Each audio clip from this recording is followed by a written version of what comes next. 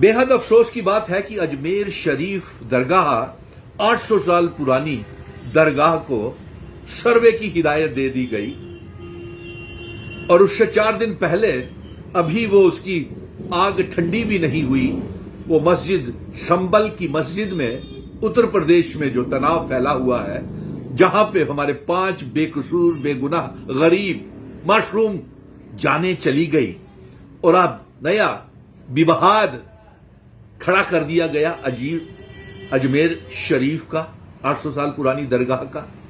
प्रधानमंत्री जी, आप भी तो इस दरगाह में चादर चढ़ाने गए थे और आपसे पहले कई तमाम मजहबों के प्रधानमंत्री इस दरगाह में माथा टेकने सजदा करने अजमेर शरीफ गए, चादर चढ़ाई। और वो सिर्फ मुस्लिम भाई ही नहीं, तमाम मजहबों के भाई, हिंदू, मुस्लिम, सिख, ईसाइयों को भी मैंने खुद अजमेर शरीफ दरगाह में गए हुए हैं, जाते हैं, भरोसा है उनका।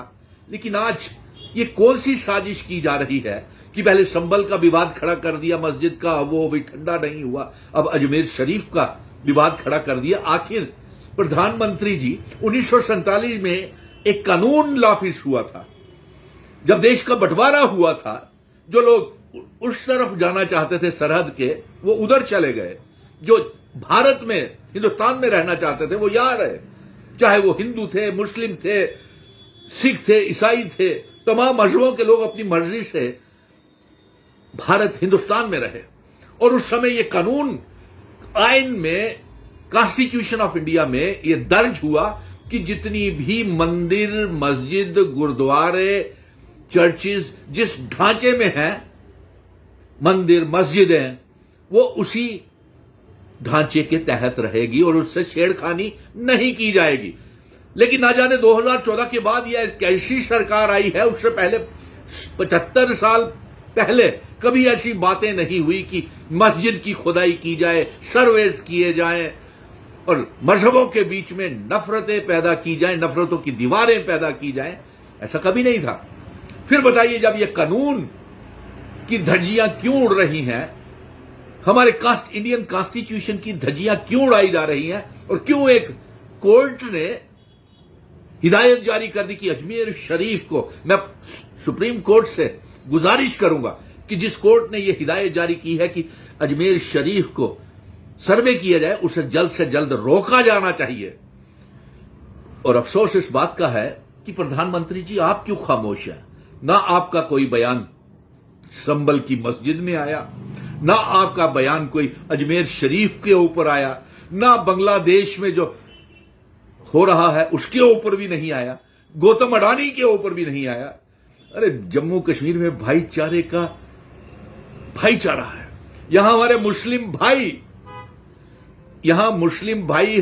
हमारे पालकियों में, घोड़ों पे, खच्चर पे ले जाकर के, अपने गले से लगा करके बच्चों को माता वैष्णो देवी के दर्शन कराते हैं, अमरनाथ बाबा भोले बर्फानी महादेव के दर्शन कराते हैं, अमरनाथ की यात्रा में।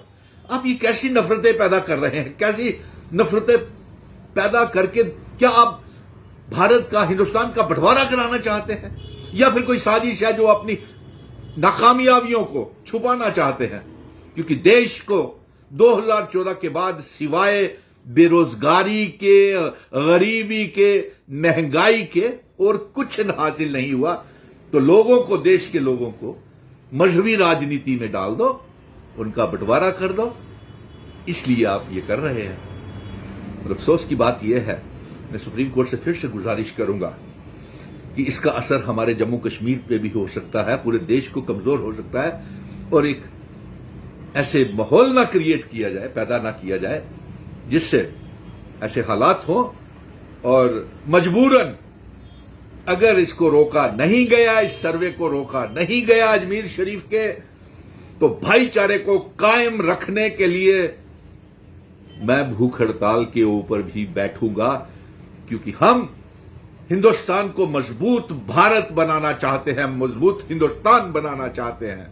और ये नफरतें जो पैदा करने की कोशिश की जा रही है, जो नफरत की दीवारें खड़ी की जा रही हैं, ये सर्वेस करा करके ये मजहबों के बीच में तनाव पैदा किए जा रहे हैं, एक लकीरें खींची जा रही हैं, वो नहीं होने देंगे। जय हिंद, जय भारत।